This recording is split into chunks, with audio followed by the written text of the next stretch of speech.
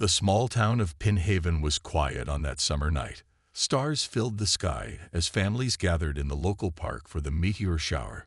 Sam Miller stood with his arm around his wife Olivia, watching their 10-year-old twins, Lily and Lucas, play with the other children in the field.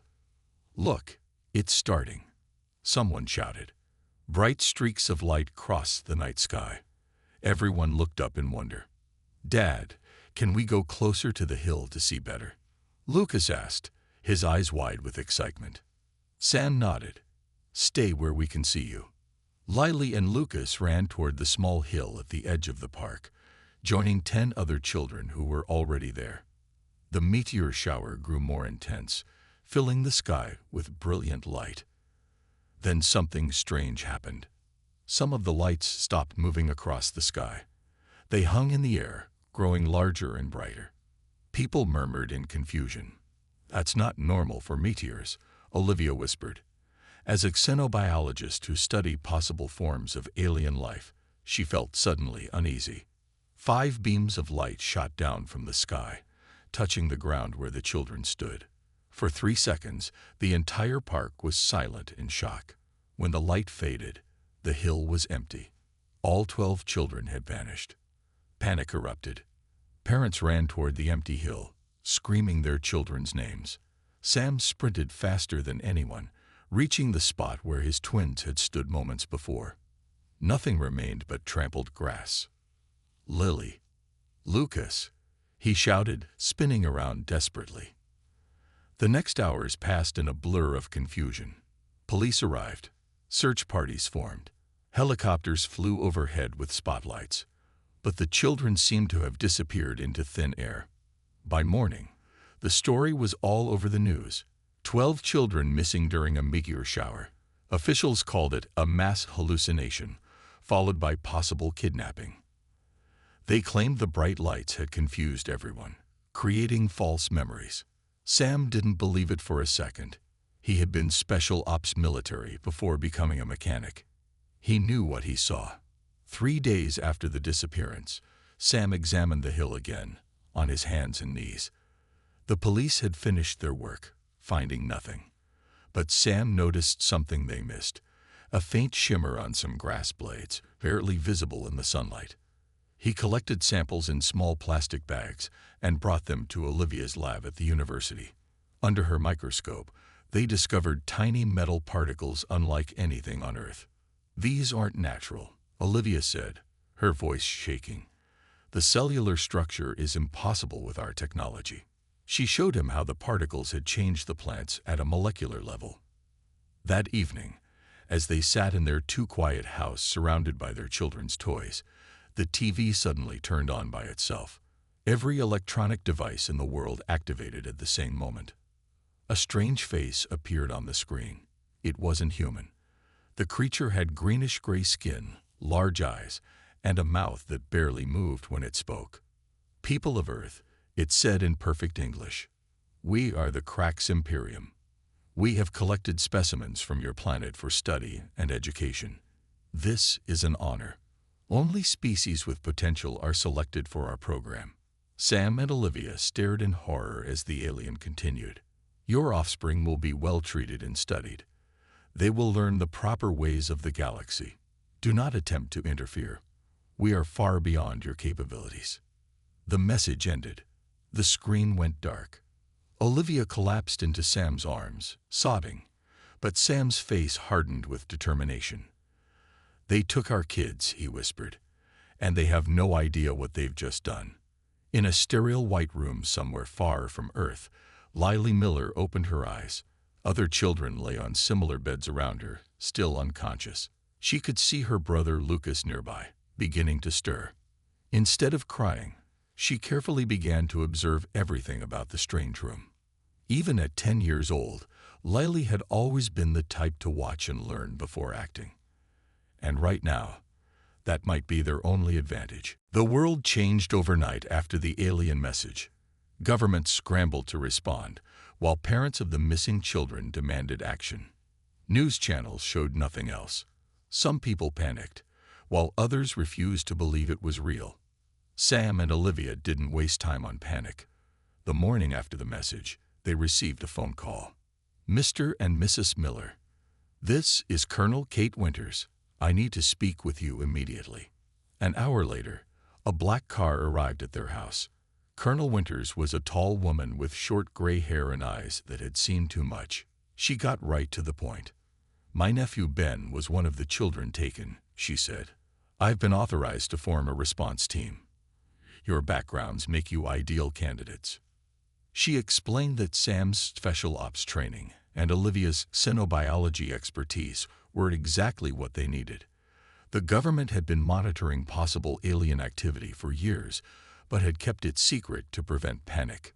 We're gathering at a secure facility. 3 others are already waiting. Pack quickly.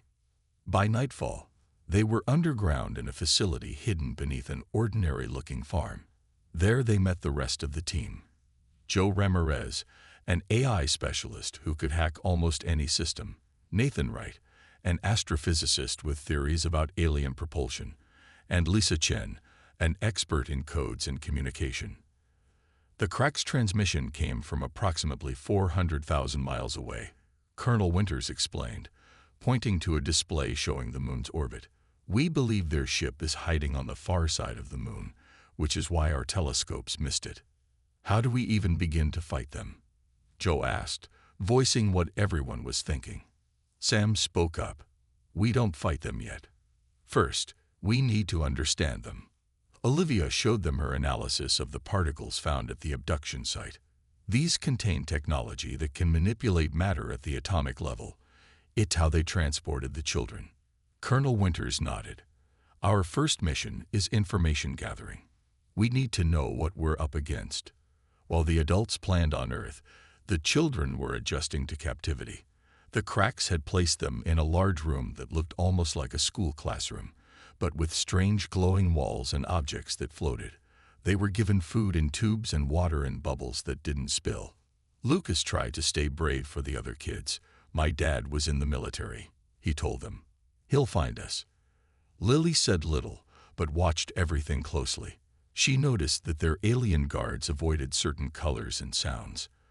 When one child had a toy that played music, the cracks moved away quickly, seeming uncomfortable. On the 3rd day, the aliens separated the children for tests. They placed strange helmets on their heads that showed images and asked them to solve puzzles. Some puzzles were easy, like sorting shapes. Others were harder, with complex patterns. When it was Lily's turn, she did something different.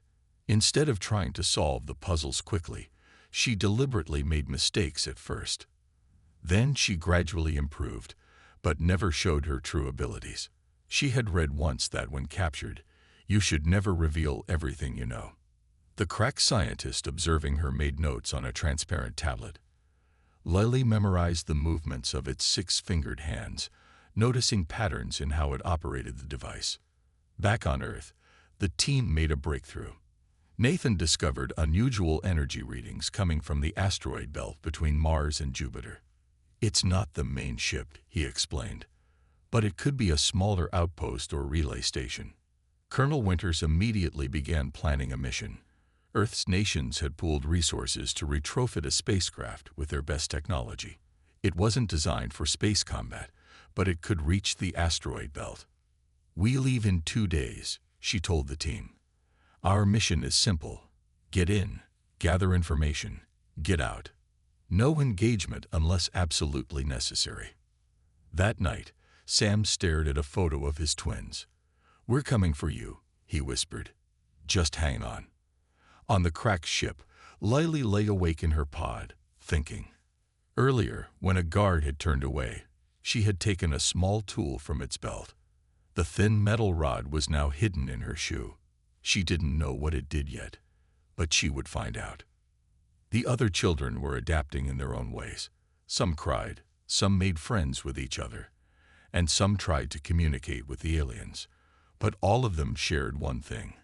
They were learning faster than the cracks expected, watching and remembering everything. The cracked ship was enormous, with levels stretching for miles in every direction.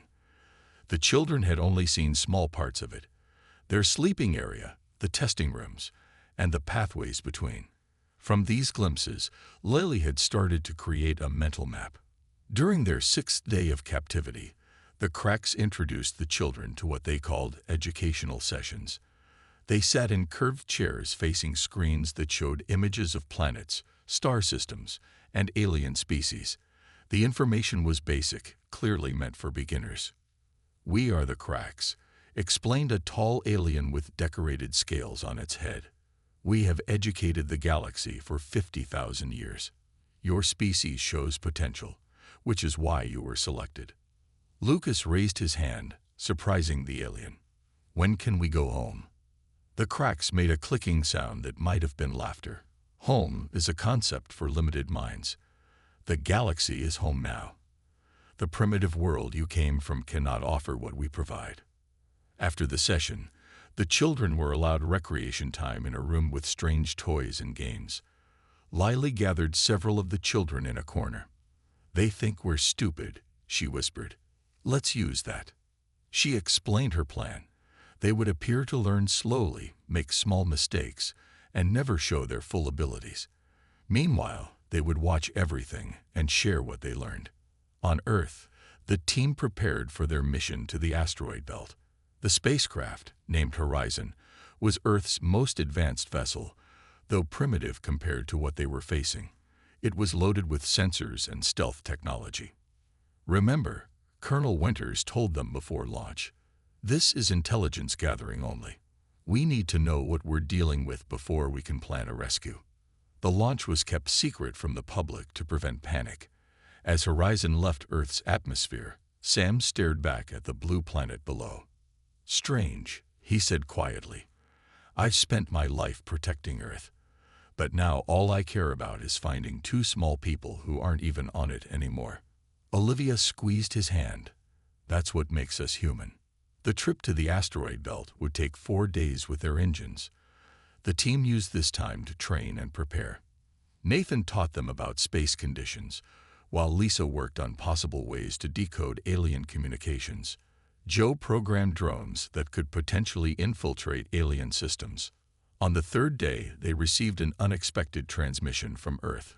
Colonel Winters gathered them to hear the news. "We found something disturbing," said the analyst on screen. "After reviewing historical records and comparing them to star charts, we found a pattern. The Cracks have visited other planets before Earth." The analyst explained that throughout history, there were records of children vanishing during celestial events. Each time, those civilizations developed rapidly afterward, making technological leaps. And then, about 100 years after the abductions, those civilizations disappeared completely. The planets were stripped of resources. A cold silence filled the room as the implications became clear. The Cracks weren't educators. They were farmers.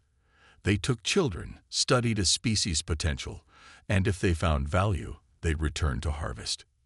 Earth is on their schedule, the analyst finished grimly. As Horizon approached the asteroid belt, the mood was somber. This was no longer just about rescuing children. It was about saving their world. Meanwhile, on the Crack's ship, Lily had made progress with the tool she'd stolen. Late at night, when the other children slept, she discovered it could open maintenance panels in their room. Behind one panel, she found a maze of glowing tubes and strange materials. Carefully touching different parts, she accidentally activated something. A small section of wall became transparent, revealing a massive space beyond. What she saw took her breath away. Outside was not the empty blackness of space as she'd expected. Instead, she saw countless other rooms like theirs, stretching in all directions. In each room were different alien children, some with tentacles, others with fur or multiple eyes. All were watched by Crack's guards. Lily realized the truth. They weren't on a ship. They were in a massive space station, a collection facility for species across the galaxy. And based on what she could see, humans were just the newest addition to a very large collection. Quickly, she closed the panel and returned to her bed, mind racing with this new information. Tomorrow, she would need to find a way to tell Lucas and the others. Their situation was worse than they had imagined. but it also meant there might be allies among the other captives, if only they could reach them. Horizon approached the asteroid belt cautiously. The ship's engines were nearly silent, and its outer hull absorbed radar signals instead of reflecting them. They drifted between massive rocks, following the energy readings Nathan had detected. "There," he whispered, pointing at a screen. "That asteroid doesn't move like the others." He was right. Among the naturally tumbling space rocks, one large asteroid followed a perfect orbit. Too perfect. "It's artificial," Sam said, "or at least modified." Colonel Winters made the decision. "We'll approach from behind. Use the other asteroids for cover." As they drew closer, the truth became clear. What looked like an asteroid from a distance was actually a structure with asteroid material attached to its exterior as camouflage. They had found a Krax outpost. "No signs they've detected us," Joe reported, watching the sensor readings. "Their attention seems focused on Earth." Olivia studied the structure. "Look at those dishes. They're communication relays. This must be how the main ship stays in contact with their home world." The team prepared for their mission. They would use small magnetic pods to cross the space between Horizon and the outpost. Once attached, they would cut through at a maintenance point, enter, gather data, and leave.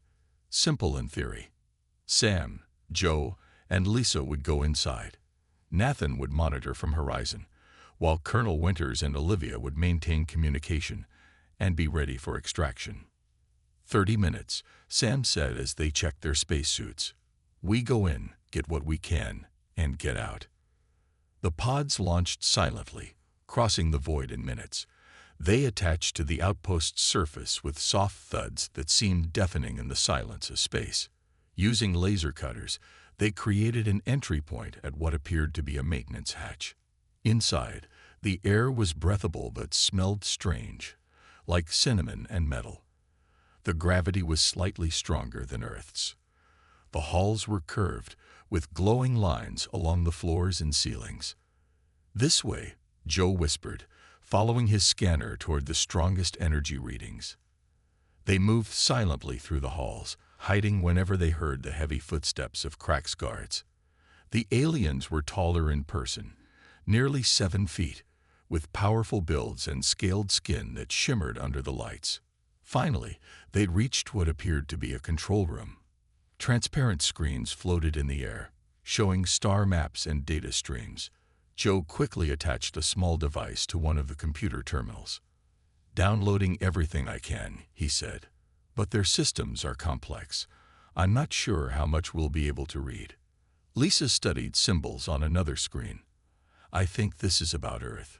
Look at these images." The screen showed pictures of cities, military bases, and power plants. The Krax were mapping Earth's defenses and resources. Suddenly, an alarm blared. Red lights flashed along the walls. "We've been detected," Sam said. "Time to go." They ran back the way they came, hearing heavy footsteps and strange, clicking language behind them. As they reached their entry point, a Krax soldier appeared at the end of the hall, raising a weapon. Sam fired first, his laser cutting through the alien's armor. The Krax fell with a screech that echoed through the metal halls. "Move," Sam shouted. They pushed through the hatch into their pods. As they detached from the outpost, energy blasts shot past them, narrowly missing. Horizon moved into position, retrieving the pods quickly before firing its engines to full power. They had escaped, but the Krax now knew humans had reached space and were fighting back. On the Krax space station, Lily had managed to communicate her discovery to Lucas and the other children. They sat in a circle during recreation time, pretending to play a game while talking quietly. "We need to contact the other aliens somehow," Lucas said. "Maybe they can help." One of the younger girls spoke up. "The Krax don't watch us in the bathrooms. There's a vent in there that might connect to other sections." Lily nodded. "Good thinking, Amy. We'll need a distraction so someone can check it out." They developed a simple plan. During the next mealtime, several children would fake illness, drawing the guards' attention. Meanwhile, Lily would slip away to examine the vent. What the children didn't realize was that they were already being evaluated differently. In the Crack's command center, the lead scientist, Vextal, reviewed their behavior with concern. These humans adapt faster than predicted, Vextal told the station commander. They show unusual cooperation and problem-solving abilities. The female subject, Lily, demonstrates particularly concerning patterns. The commander considered this information. Isolate her for advanced testing. I want to know exactly what we're dealing with before we proceed with the Earth acquisition plan. Neither the Cracks nor the children knew that Horizon was now racing back to Earth with crucial information that would change everything. Horizon reached Earth in record time. Its engines pushed beyond safe limits. The data they brought back changed everything. Earth's governments immediately began working together, sharing technology and resources in ways never seen before. Scientists worked day and night to understand the stolen Cracks information. Two major discoveries emerge.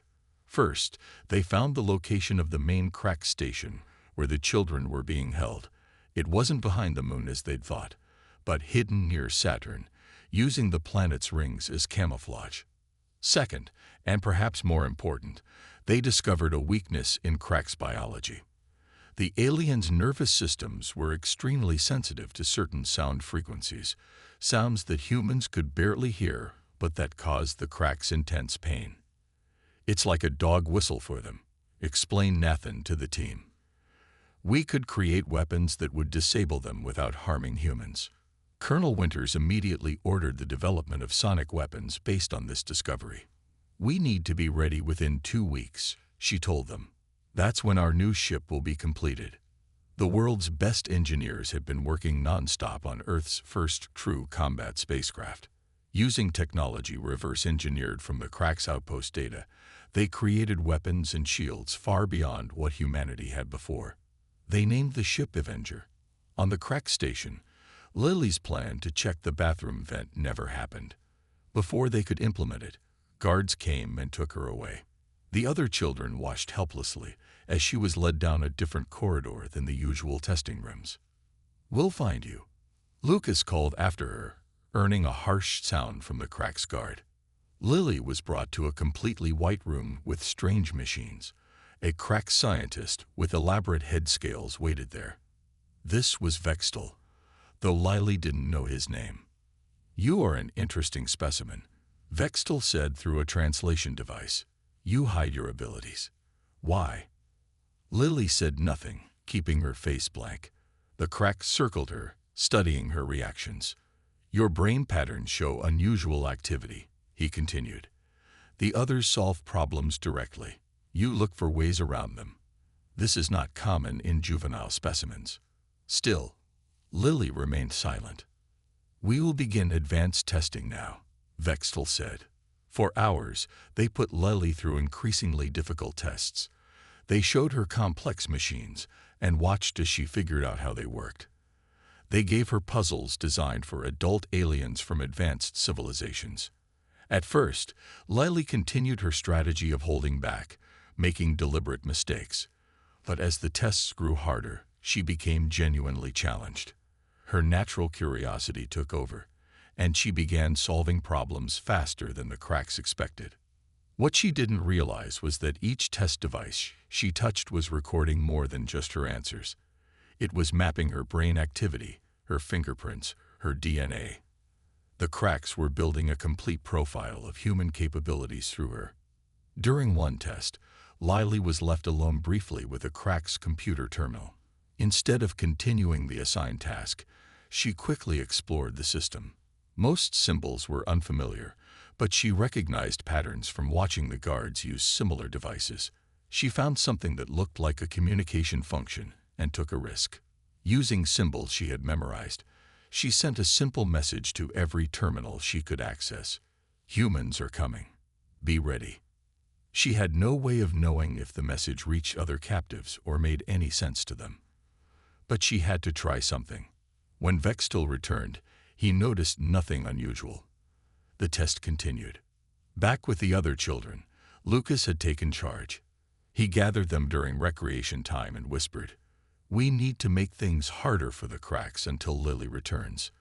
They developed simple acts of resistance. They would accidentally spill food, misunderstand instructions, or move slowly between activities. Nothing obvious enough to bring punishment, but enough to disrupt the cracks' careful schedules. On Earth, the Avenger was nearly complete. Sam and Olivia trained with the crew, learning to use the new weapons and systems. The sonic devices had been built into both handheld weapons and the ship's main cannons. 2 more days, Colonel Winters told them during a briefing. Then we launch Operation Reclamation. Sam stared at pictures of his children on the wall of the briefing room. "We're coming," he whispered, "and they have no idea what's about to hit them." Avenger rose through Earth's atmosphere like a silver arrow. Inside, 50 of Earth's best soldiers and scientists prepared for humanity's first interstellar rescue mission. Sam checked his sonic weapon for the 10th time, while Olivia reviewed medical files on all 12 missing children. "Remember," Colonel Winters told the crew, "our priority is retrieving the children. Secondary objective is gathering intelligence on Cracks technology. Engage only when necessary." The journey to Saturn would take days with normal engines, but Avenger wasn't normal. Using technology adapted from the Cracks data, they activated a drive system that bent space slightly. The stars outside blurred, and within hours, the rings of Saturn came into view. "Stealth systems active," reported the pilot, approaching from below the ring plane to avoid detection. They spotted the Cracks station before it saw them. Just as the data suggested, it hid within Saturn's rings, using the ice and rock as camouflage. The station was massive, nearly a mile across, with sections extending outward like spokes on a wheel. "Life signs confirmed," said a sensor operator. "Multiple species, including readings consistent with human children." Sam's heart pounded. His kids were alive and within reach. The plan was simple but dangerous. They would approach using the rings as cover, then launch smaller craft to attach to the station's maintenance airlocks. Teams would enter at 3 different points, using sonic weapons to incapacitate any cracks they encountered. One team would head for the children, another would go to the command center, and the third would target the engine room. Sam and Olivia joined the team assigned to find the children. As they boarded the small craft that would take them to the station, Sam squeezed Olivia's hand. No words were needed. Inside the Cracks station, the situation had changed dramatically. Lily's message had reached other captive species, though many couldn't understand the human language. But some had translation devices or had learned multiple languages during their captivity. The message spread from section to section. Meanwhile, Lily herself had been returned to the human area after her testing, but she was tired and quiet. The Cracks had pushed her mind to its limits. "What did they do to you?" Lucas asked when she was finally alone with the other children. "Tests. Hard ones." Lily's voice was weak. "But I learned things too. They're computers. I think I sent a message to other aliens here." Lucas hugged his sister. "Our resistance is working. The guards are getting confused and angry. They keep checking the equipment like something's wrong." Lily managed a small smile. "The Cracks think everything should follow patterns. When we break patterns, they don't adapt well." Suddenly, the lights in their section flickered. A low alarm sounded in the distance. "What's happening?" one of the younger children asked. Before anyone could answer, they felt a subtle vibration through the floor. Something had attached to the station. On the outer hull of the station, 3 human craft had successfully docked. Sam's team cut through the airlock doors and entered a long corridor with curved walls. "Activate sonic devices," ordered the team leader.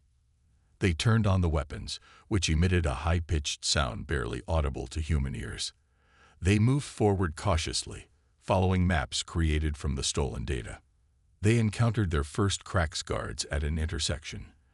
The aliens immediately raised weapons, but as the sonic waves hit them, they dropped to their knees, clutching their head areas in pain. The team moved past them without firing a shot. "This is working better than expected," whispered a soldier. In the command center, Vextol received alarming reports from multiple sections. Intruders at sections 7, 12, and 20. Guards not responding. The station commander hissed in anger. How did primitives reach us here? And what weapon disables our warriors without physical damage? Unknown, Vextol replied. But sensors detect sound waves at 24,000 Hz, just above human hearing range, but directly targeting our neural pathways. Evacuate essential personnel to the emergency craft, ordered the commander. Activate defense protocols. Throughout the station, metal doors began closing, sealing off sections. Atmosphere was being vented from some corridors to trap the human invaders. In the children's area, Lucas felt the air pressure changing. Something's happening, he told the others. Everyone grab something and hold on tight. As the children clung to beds and fixtures, they heard a sound they had been waiting weeks to hear. Human voices calling their names from the corridor outside. The door to the children's area slid open with a hiss. Sam stood there, his face covered in sweat, sonic weapon in hand. Behind him were Olivia and 3 soldiers. For a moment, everyone froze. Dad, Mom, Lucas shouted, breaking the silence. The children rushed forward, crying and laughing. Sam knelt down as his twins ran into his arms. He held them tightly, unable to speak through his emotions. Olivia wrapped her arms around all 3 of them, tears streaming down her face. We need to move, said one of the soldiers, keeping watch at the door. The cracks are sealing off sections. Sam nodded, quickly switching back to soldier mode. Everyone stay together. Hold hands in pairs. We're going back to our ship. Olivia did a quick check of each child for injuries. They were thin and tired, but otherwise seemed healthy. As she examined Lily, she noticed something strange. A small red mark behind her ear. What's this? She asked quietly. They did special tests on me, Lily whispered. I think they put something in me. Olivia's face darkened with anger. She took a small scanner from her pack and ran it over Lily's head. The device beeped, showing a tiny object embedded under her skin. It's some kind of tracking device, Olivia told Sam. We can't remove it here. Sam nodded grimly. Let's get moving. We'll deal with that later. The group moved through the corridors, following the path back to their entry point. The sonic weapons continued to protect them, dropping any cracks guards they encountered to their knees in pain. Meanwhile, the team that had gone to the command center faced greater resistance. The cracks commanders wore protective headgear that partially blocked the sonic effects. A firefight had broken out, with energy weapons scorching the walls. Colonel Winters led this team personally. Push forward, she ordered as they took cover behind a curved wall. We need their navigation and communication data. In the engine room, the 3rd team had successfully placed explosive charges on key systems. They were now retreating, setting timers as they went. Charges set, the team leader reported over the comm. We have 15 minutes before this section goes critical. As Sam's group neared their exit point, they hit an obstacle. A massive door had closed across the corridor, blocking their path to the airlock. Can we cut through it? Sam asked. Before anyone could answer, they heard heavy footsteps behind them. A group of crack soldiers approached, wearing the protective headgear that limited the sonic weapons effects. Get behind us, Sam told the children, raising his weapon. Just as the confrontation seemed inevitable, something unexpected happened. From an intersecting corridor, a group of alien beings appeared. They were not cracks, but captives from other worlds. Tall, willowy figures with 4 arms, short, furry creatures with large eyes, and several other species the humans had never seen before. The alien captives attacked the cracks guards from behind, overwhelming them with numbers. One of the 4-armed beings approached Sam and pointed at Lily. Message received, it said in broken English. We help. Follow. Lily smiled.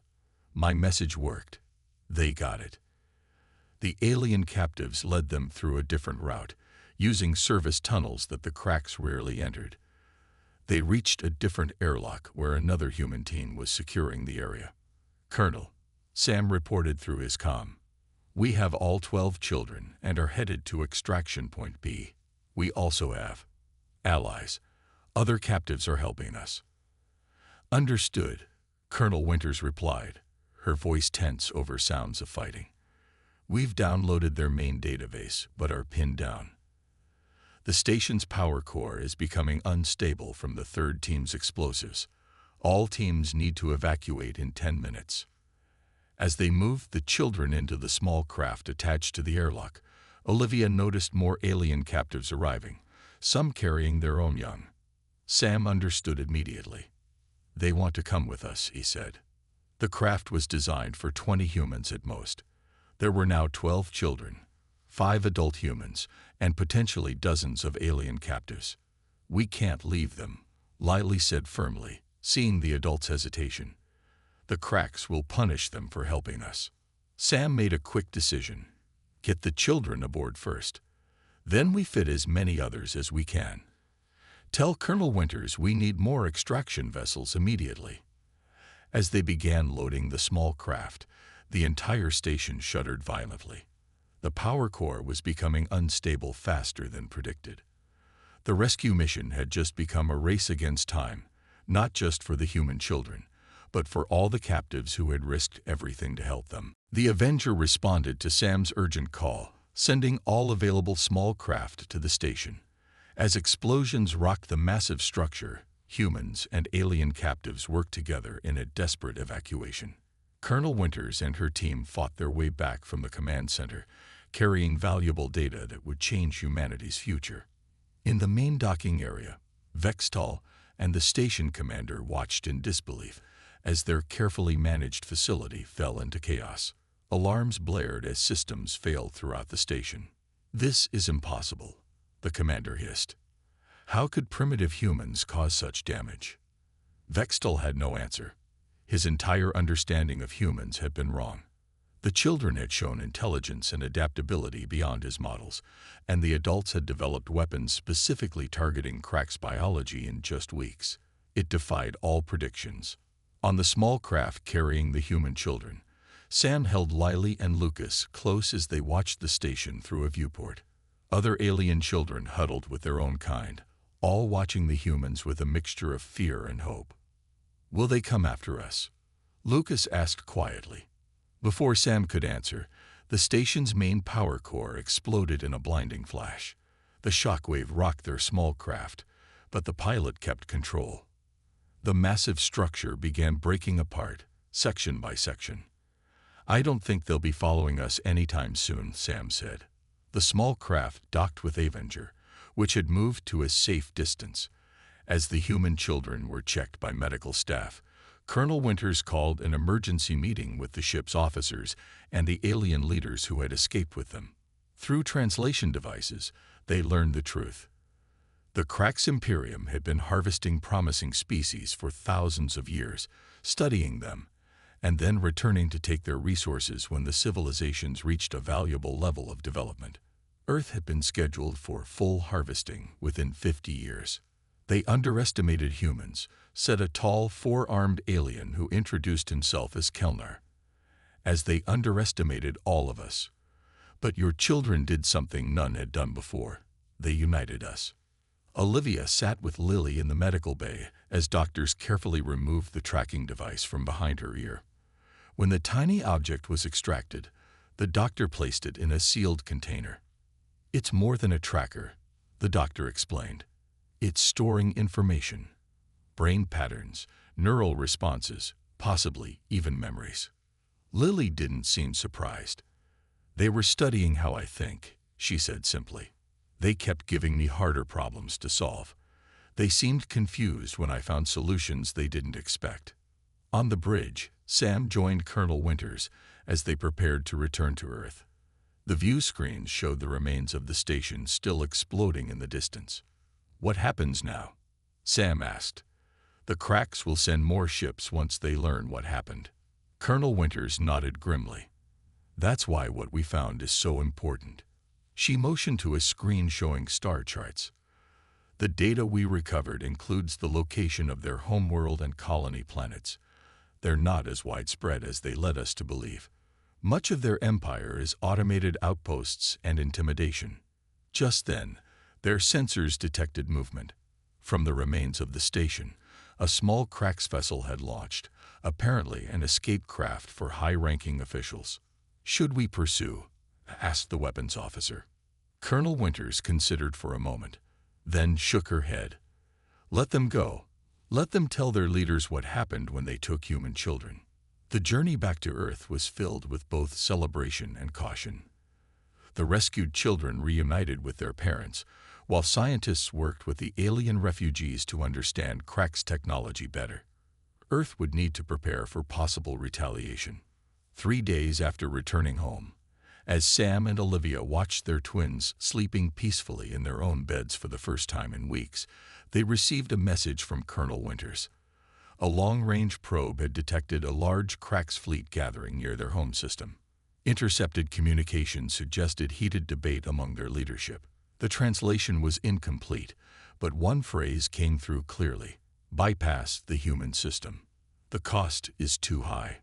Lily stirred in her sleep, and Sam gently tucked the blanket around her. These children, who had seemed so vulnerable, had shown a galaxy-spanning empire something they had never expected to learn. Some species should never be underestimated, and when it came to protecting their young, humans would cross the stars themselves to bring their children home. The Krax had taken human kids. Now they were praying they'd never have to face human parents again.